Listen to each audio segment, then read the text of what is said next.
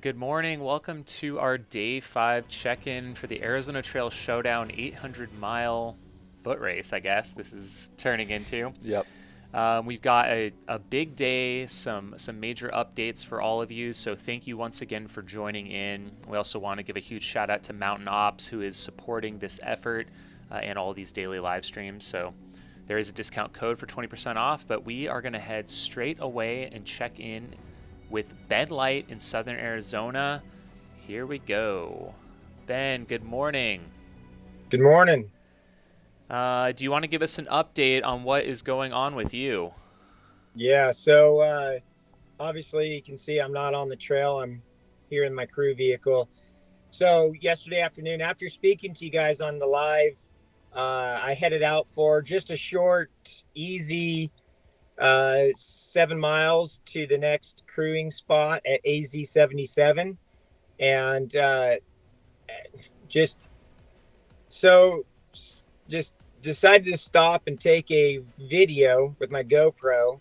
And as I was putting my GoPro away and walking down the trail, not paying attention, I snagged my right leg on a vine, I guess you can say, like an overgrowth vine that caught it. And I caught myself from tripping with my left leg, and instantly sharp pain in my right hip or my left hip. And so I continued to run for a little while until it started to hurt pretty excruciating, and then had to walk it into my crew. When I got to AZ7, when I got to the crewing spot, we decided, with the heat coming on and with the injury, I just figured I'd wait out some of the heat, wait till about 5 to head back out, because I have a 30-mile stretch on this next one that's non-supported for about 28 miles. And basically went out and got about a mile and a half out, and it was just it wasn't happening. It was hurting pretty good. So it was on the first part of that AZ trail was on a road. So my crew came down to me. We parked at another trailhead right at the end of the road, and worked on it some more, decided to give it some rest for the evening and go back out. I went back out this morning about 5 a.m., got a mile, and it's super unstable.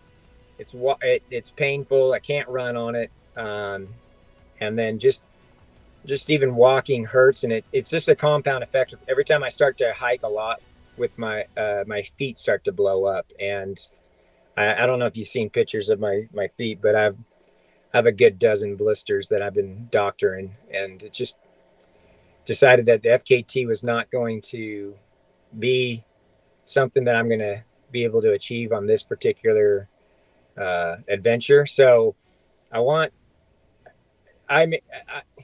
already knew that if something was to go awry, I think me and Mike, we talked about supporting each other. So me and my crew are going to head up and meet up with Mike and his crew, and hopefully support him all the way down through to the Mexico border.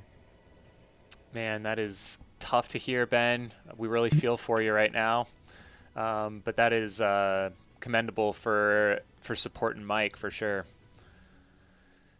Did you were you able to get some good sleep at least last night? That's one thing I've been able to. I mean, actually, I've gotten some swelling to go down. My I don't know if everybody has experienced like the bloating of ultra belly, where you got this water belly of your electrolytes just kind of imbalanced. But I've been able to decrease a lot in the last 24 hours with the issues that I ran into up at Mount Lemmon, and then the issues I ran into down here. I've had enough sleep to feel confident about going out and supporting Mike in his efforts. Yeah, we're going to take one quick pause, Ben, and take a look at a couple scenes from yesterday. Sure. And maybe even this morning, and then we'll come back to you here. Okay. Right there, right there, right there.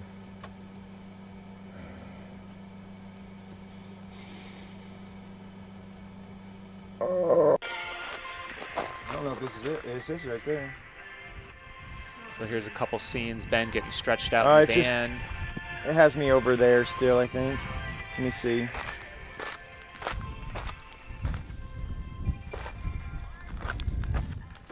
I believe this was last night, trying to I can't see. make something happen. You could see him visibly limping. Yeah.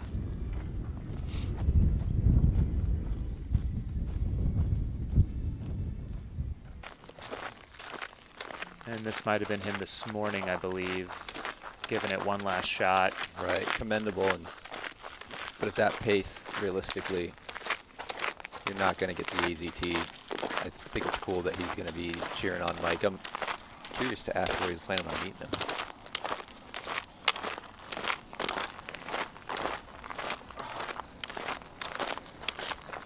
It's like striking pain.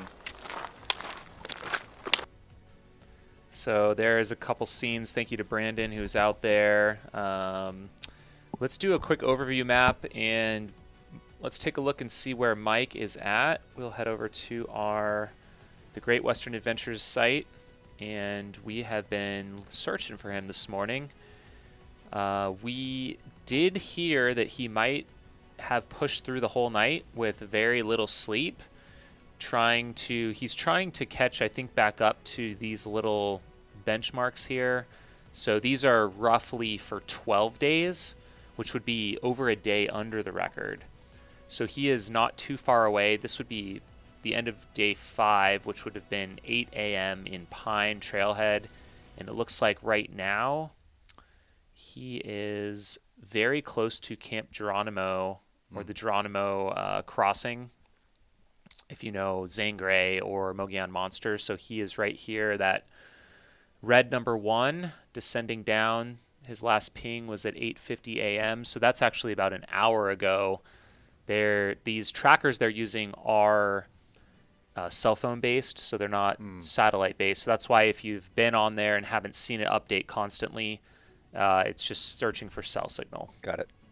So he's probably through Geronimo at this point, or maybe he's meeting with his crew right now. So they're probably not going to be able to check in this morning, I would imagine, if they are in this area. We know it well. There's no cell reception up here. But we might get a surprise check-in from someone, so stay tuned for that. And another thing is we looked up his Strava, and he has not yet posted yesterday's run, which also leads us to believe that he is still on the same activity, right? Or he doesn't have cell coverage to be able to upload that run. I mean, if that's the case, he's been running for what? Coming up on 24 hours, if not more. Yeah, potentially more. Yeah, I think he got maybe a little later start tomorrow. Maybe it was closer to 7 than the couple days before. But we can see if we have any stories from the crew or from Mike from yesterday.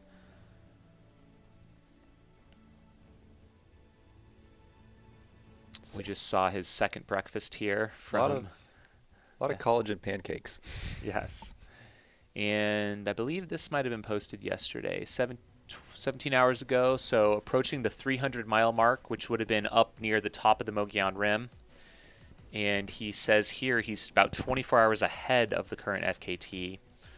And so he's got a good amount of a lead. Yeah, 24 hours. I mean, that's significant, especially at the 300-mile mark. But I mean, as long as he's not going out at a pace that's not sustainable. Yep. And we're going to check in with someone who might have some more insights for us. We may not get Mike, as we said, but we do have a check-in from Jeff Browning here, who is Mike's coach. Let's see if we can get him pulled up. Jeff, good morning. Can you hear us? Yeah, I can hear you. Can you hear me? Give me 1 second here. I'm going to make sure that we can hear you. I can hear you. All right, Hi. we got you now. Yeah, hey, how are you guys doing this morning? Doing well. A bit bummed to hear about Ben pulling off the trail. Not sure if you caught word of that yet. I have not. I've been in coaching calls this morning since early, so I haven't even had a chance to check. So I just got off a coaching call. So, been pulled? Yeah, so he took a bit of a fall down near Oracle, and was trying to work on it all day yesterday and last night, and just made the call that he couldn't make time. Extreme pain shooting up and down his leg near his hip, so he made the tough decision to call it. But it sounds like he is going to head up and join Mike and assist him all the way southbound. Cool. I figured he would if he did end up dropping. I figured he'd go help Mike. He's always been Mike's crew chief, so I had a secret desire to see him join Mike and help him. So I'm glad to hear he's going to do that. So you might have some insights. I know you are coaching Mike, and so you've been in contact with his crew a lot. You went out there to see him on the trail, and yeah, we're curious to hear, how are his shins doing? Do you have any updates for us? Because we haven't really heard much. Yeah, so yesterday, he called me yesterday afternoon. His left shin that was bothering him early on is now resolved itself. His right shin started bothering him. It's the ankle that he rolled during this training cycle to get ready.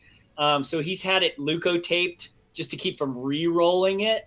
And I think he took the tape off 2 days ago, and just was like, he was just worried about like, oh, is this causing a problem with my strike?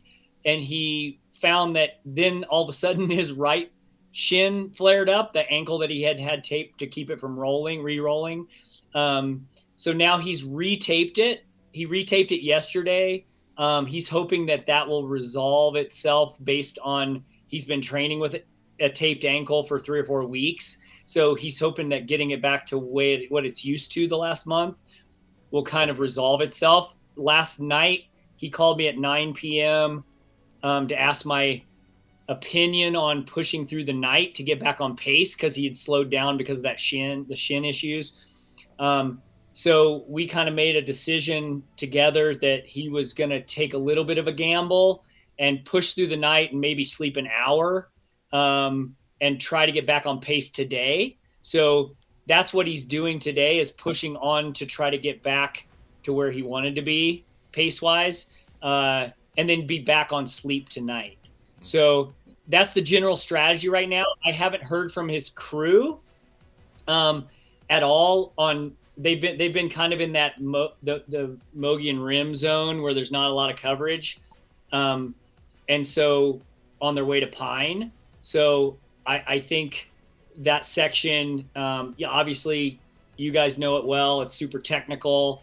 So I haven't heard from his crew yet. I checked in, just shot a text early this morning to his wife to see how he was doing, and I haven't heard back from her, so I'm assuming they haven't had coverage.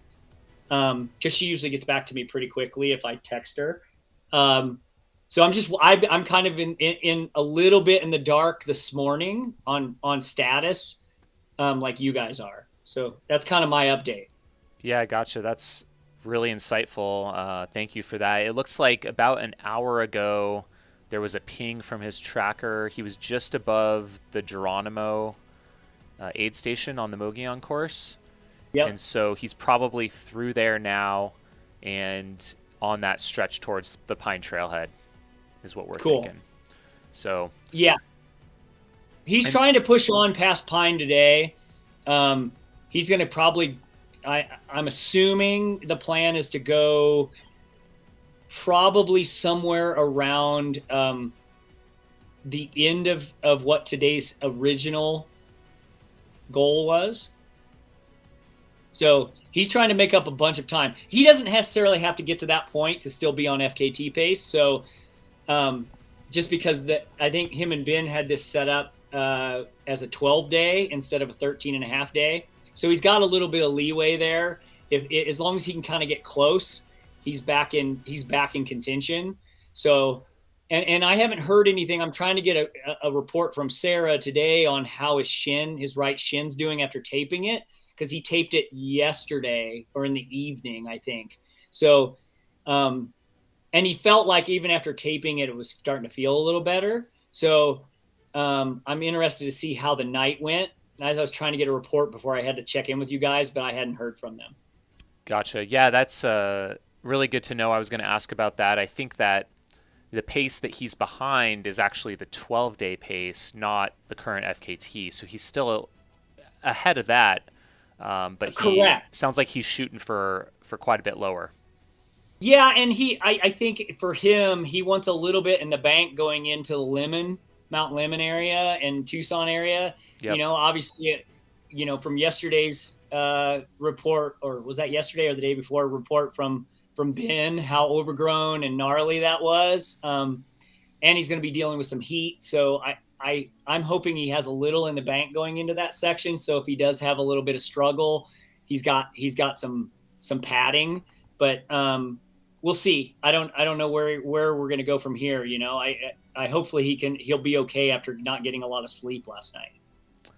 Yeah, it looks like he is around, I think, closing in on mile 330. That would be Pine, and it would be about a 70-mile stretch, I believe, to get to, I think, the end of day 6 by tomorrow. So we'll see. I guess we'll see how that goes. Yeah, and like I said, like you said too, he doesn't have to get there, right? That's a really hot pace. Yeah. Right. It's probably, I would almost argue, too hot of a pace. I would argue that they put the goals every day on the tracker are almost like too much to be in your head too much, that you're not getting there. So it's like, it's messing with your psyche a little bit that you're not hitting the mileage. But he doesn't have to necessarily hit that mileage. And that I'm trying to remind him of that when we get a chance to talk, that, hey man, you're still on FKT pace. This is not, you haven't lost it yet. It's just, you're just not on 12-day FKT pace, right? Yeah, so, it's definitely something to keep in mind for sure. Yeah, for sure. So I'm hoping he can, get some sleep tonight, make decent headway today, and hopefully I get a report from Sarah soon on how he's doing, just on on the shin and all that. It seems that the left one's fine now, so it's just the right that's bothering him. At least at 9 o'clock last night, that was the report. Gotcha. Awesome. Well, thanks so much for the check-in, Jeff. We really appreciate it. Yeah, absolutely, guys. Thanks, Jeff. Thanks a lot. Thanks so much. All right, we're going to head back over to Ben and check back in. I know he was getting a little sit there. Ben, you're back on. Yes. I don't know if you heard all that from Jeff Browning. It was cool to have him check in and give a few insights on Mike. Any thoughts on that?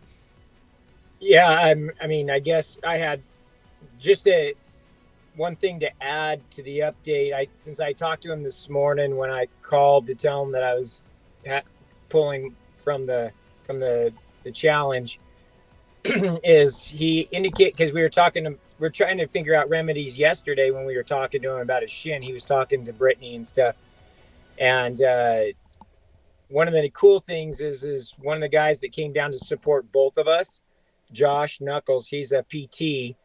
Or an athletic trainer, and I think he's an athletic trainer, and he actually decided to stop with Mike, and he's been working on Mike's calves, and actually has gotten Mike to get a lot of relief by digging into his calves, which were could have been another partial why his shins, and he said that he was getting a lot more range of motion in his ankles, and his pace has been able to pick up. So everything else on what Jeff said about pushing through the night and getting back on pace, he talked about. So yeah. And then the split charts, I mean, all we did was take the miles and factor in, we had a goal of trying to beat it by about 24 hours. And not that we want to beat Joe's time by 24 hours.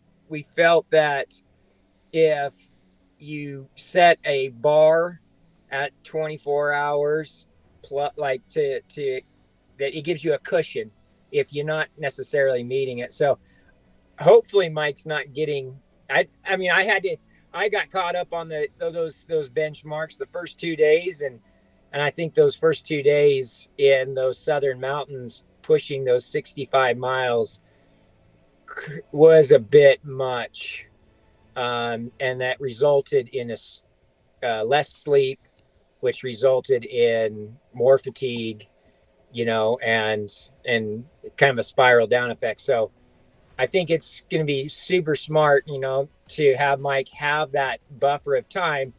But when I talked to him, I was just like, just when you get to Mount Lemmon, I mean, you have to be mentally prepared to be hiking, 75% of the time and running 25% of the time because of the overgrowth, the rocks underneath the overgrowth. That's the biggest thing, is the overgrowth is covering the rocks.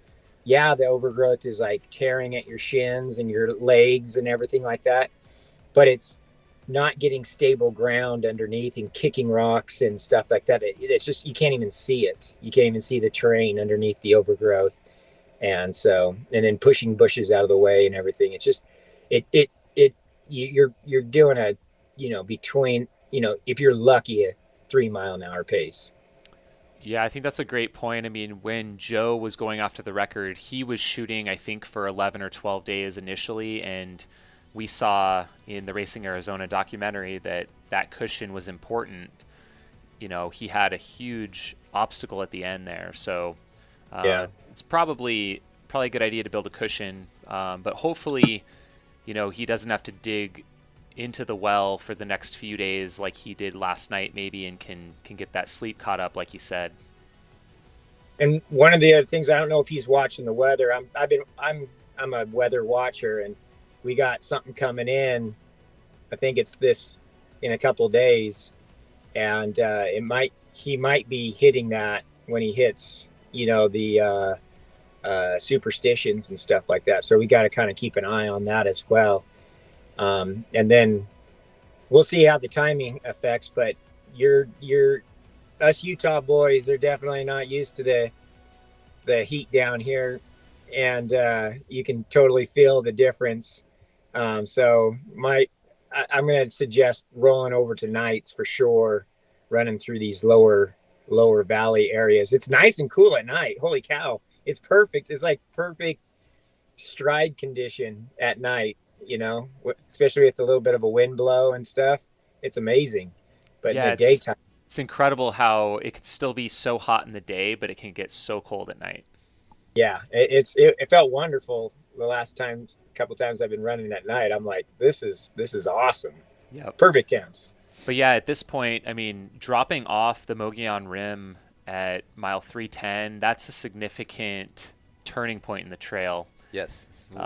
As Bryce knows too well, I mean, from where he started in Utah until that point, it's just a different beast of a trail. Absolutely. And I'm glad to hear, Ben, that you said he was able to get some relief through the work on his calves, just because the Mazatol is coming up, and I'm curious to hear what he has to say about the overgrowth in that mountain range. But that was a very tough section for me, so I'm glad to hear at least he's got better range of motion going into that, because there are some real technical sections there as well. Ben, question for you: have you thought about, or do you know where you're going to be meeting up with Mike? Well, so I depends on what time we leave where we're at. We're not like in any real rush. My wife actually went out for a trail run. Now that she's not waiting on me hand and foot, she's been so amazing. But I told her to head out on this trail right here where we're at, because it's amazing overlook. But it's probably gonna be the Pine area, I was thinking. Especially if he's deciding to go back to sleeping, it'd be that Pine area where he would be getting some sleep. So we'll probably join him tonight, and then just caravanning with them from tonight onward south. Cool. And I'm sure this is something that you're probably going to have to play by ear, but are you planning on pacing? Too soon. Too soon. You're right. This is way too soon. I'm sorry for even asking. Oh man, yeah. And even if I could, the minute I probably got back, like I said before, I think the other day, is like the PTSD. Like I might just give Mike a big smile and say, "Have some fun." Yep. I want to know your opinion on the other side. Yeah, well, depending Especially, on. Oh, go ahead. Yeah. I was gonna say, especially Mount Lemon, like that dropped. I mean, he's obviously everything I climbed. I'm imagining Mike dropping. So even like Mount Micah, like my climb was obviously it was way more steeper and technical, kind of like following cairns. It's just it's like a total different side of the mountain, different terrain, and then on the northern side, they must have done some really awesome trail work up there. It's cut. It's very defined. You could do that one at night with no navigation problems, whereas on the south side of Mount Micah, is it Micah? Am I saying it right? M-I-C-A? Yeah, Micah Mountain. Yeah, Micah Mountain. It would be a little bit more route finding, cairns. It would slow you down a little bit more, but so I'm interested to see kind of that stuff. And so hopefully with my experience, I'll be able to, share with him and help him. And then we can decide on the proper gear so that he could be even more successful. Yeah, you've got some recent insights on that stretch of 200 miles, which will be invaluable, I'm sure. Yes. Well, when you guys get up there, I was just scouting it out. The Verde River might be a good spot. It looks like you can probably get in there pretty easily. That's around, I think, mile 350 for him. So might want to check into that. Okay. Awesome. Well, do you have any other thoughts, Ben, before we sign off for today's update?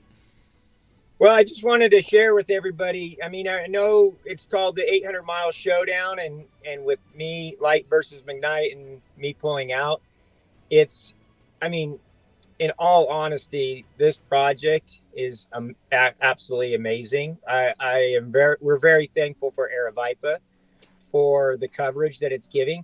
We're getting so many people reaching out and loving the coverage. It allows people to feel like they're part of the adventure, which it truly is an adventure. And it's truly Arizona, even though I've talked about how brutal it is absolutely beautiful. And I hope that it'll spark that, desire to adventure out of their normal, area and go explore the world through your, self-powered and self-propelled and then reaching for their goals. So I would say that now we're on part 2 of the Arizona, Trail Showdown, and it's going to be the format's going to be a little different, but just as exciting. Yeah, that's great. Well, we appreciate, like Ben just said, everyone tuning in, taking the time to follow this amazing adventure. For us, it's been really fun to be part of this, and we're not going anywhere, folks. We're going to keep these updates. We're going to keep rooting on Mike and Ben and their team and everything they're doing. And remember, they're also raising money for charity. They're supporting Rod's Heroes and Bigger Than the Trail. You can go donate on their website, greatwesternadventures.com. Some great causes there. Be sure to check those out.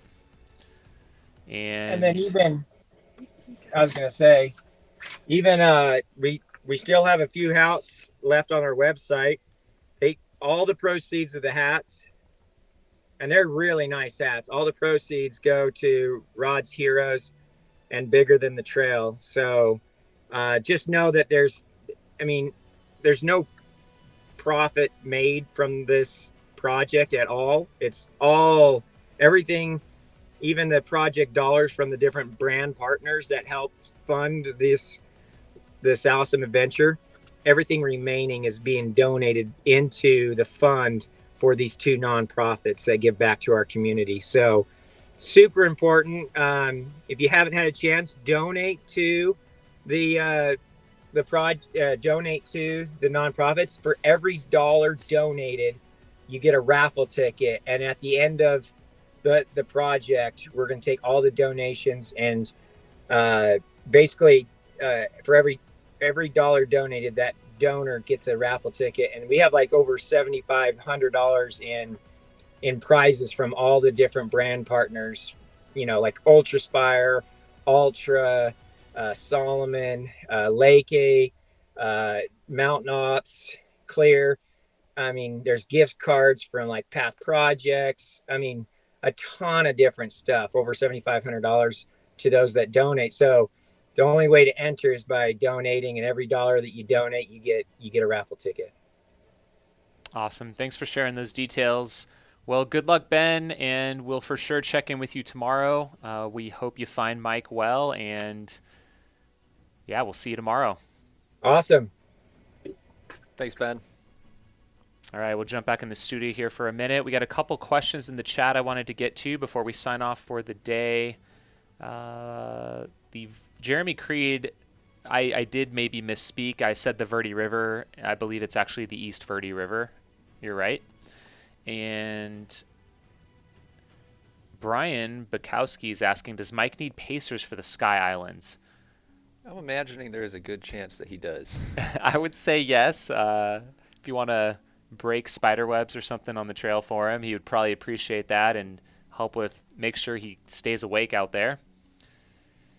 Let's see. Question from Annalyn Tantores. Jamil, will you get out there and meet up with Mike to pace? I'm hopeful, but we are heading into the Javelina 100 a week from Saturday, and so my time will be a little bit limited, but potentially on where he's at, I might be able to sneak out this weekend, Saturday or Sunday, and at least maybe get a couple miles in with him. That would be really fun. That'd be cool.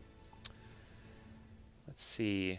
Bronco Billy here in the chat. Stoked Ben is going to help Mike. He's always been his crew chief. This will give Mike a mental bump. Giddy up. I love it. That was so cool that he was able to join us. Oh, yeah. That was awesome. Me and him have been geeking out on this. It's just been so fun. We got a comment here from Dan Smith. Thanks, Ben, for making this a reality. Even if you're out for now, you helped heavily make this happen in the first place. Great job. And Steve Sieran in the chat. Thank you all so much for putting this all together. It looks like you put so much effort into making it all happen. Live video updates, sponsors, everything. Looking forward to 9:30 a.m. Awesome. Good stuff. Any closing thoughts on your end of things, Bryce, for today? My mind right now is on what Mike has coming up. I'd say the next 60 miles through Sunflower. I know they've done some trail reworking in this section since I've done it. A lot of it was between Pine and the East Verde River was all forest roads for the most part. Yeah, me too. It's my understanding that they've rerouted a lot of that on single track, so I don't know if that made it maybe a little bit longer, smoother. But I do remember it was rough getting down there, and then it was rough going back up, and then it was rough all the way through. I think there's a passage called Hard Scrabble Mesa. Yep. And that perfectly described it. I think I was just walking on rocks for many miles. Miles and forever. Yeah.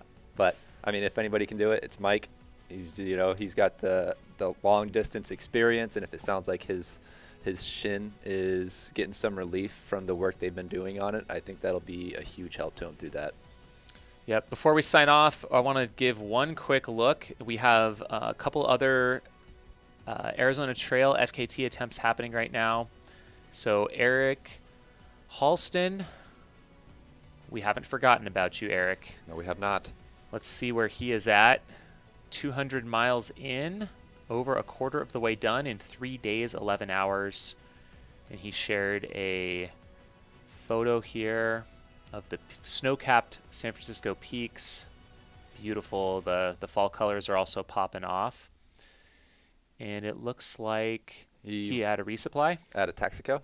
It's a gas Nice. station. That's awesome.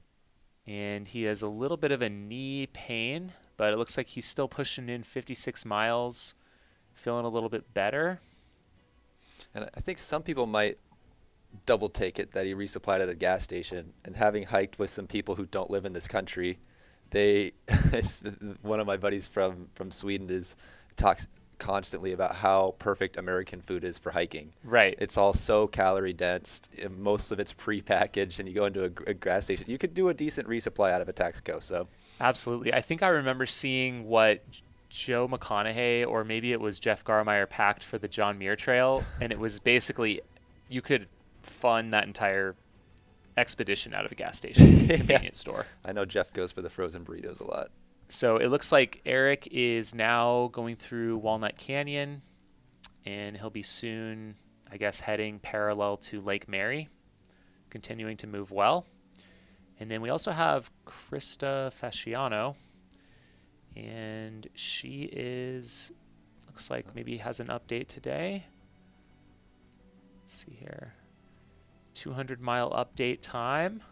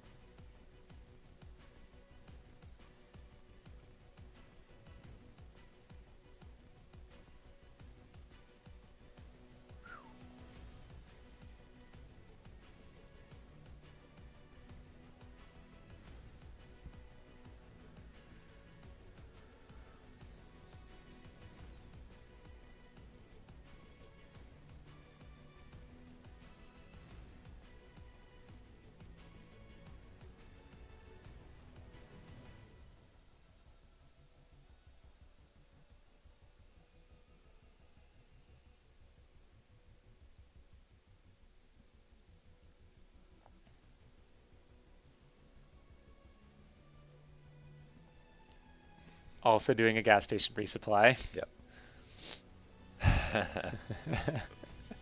Probably the same Texaco. Probably. They're around the same area. Getting that hiker hunger already. Yep. I mean, 5,000 a day. she's probably still in a deficit. Oh, yeah. Absolutely.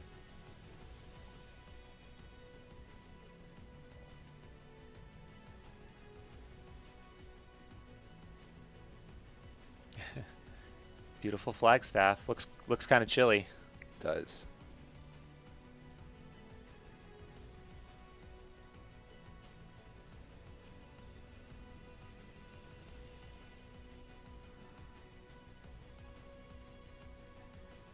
Nice. So she's doing basically 100-mile updates, which is pretty cool. Yeah. Every couple days. She seems pretty dialed. I mean, Yeah. like thinking about things like her sleep rhythm. It sounds like she's getting enough nutrition in. Yep. Right on. Being adaptable. So Yep. awesome. Oh, man. Oh, Summer that's in the chat right. here also says that the Arizona Trail 300 and 800-mile mountain bike race has just begun. Thank you, Summer. I was supposed to mention that. I saw that yesterday, but I ended up not being there. So I guess we'll just check this real quick before we sign off. We've got the Arizona Trail Race 2022. So this is, do you know all the details of this race? Yeah, do you? Not entirely. Okay, so this is not an official race, but it is a kind of loosely organized event. And basically you have this many mountain bikers. They're either doing 300 miles or 800 miles on the Arizona Trail, but it's a modified route, so they can't go into wilderness. So there's like these bypasses, so you'll see even from the start, Got it. they actually started down here. It wasn't actually up at the monument, but they're on some probably gravel roads down here. So the hiking route goes up on the high point, and they're down a little bit lower, but you can see a lot of folks are doing this. Yeah, I recognize Andy Wenzel. I know he's from the Valley. That's cool. Yeah, and there are a couple different categories here. There's 7 women doing the 300, 2 women doing the 800, 20 men doing the 300, and 16 men doing the 800. So this will give us something else to watch. Yeah. And I guess that'll be a fun crossing to watch them pass Mike. Sure. As he's heading southbound. But yeah, fun fact. I actually have had two adventures on the Arizona Trail. I attempted to do the 300-mile bike race, but on foot, just on my own. I was going to follow the bike reroute, and it actually, the 300 is supposed to start at Parker Canyon Lake, and maybe it did. Parker Canyon Lake to Picket Post Trailhead. So I got dropped off. I made it about 70 miles in 24 hours. I was going to have everything on my back for the whole thing. Okay. Didn't even carry a sleeping bag, just a space blanket. And I just burnt myself out. And I pulled the plug. So You kind of back yourself into a corner when you don't have a sleeping bag. Oh, yeah. I had ways to stay warm, but it was brutal. I respect it. That's cool. So we'll keep an eye on this as the days progress, but we're going to sign off for today, and we'll see you guys tomorrow. Thanks for joining. Have a good one.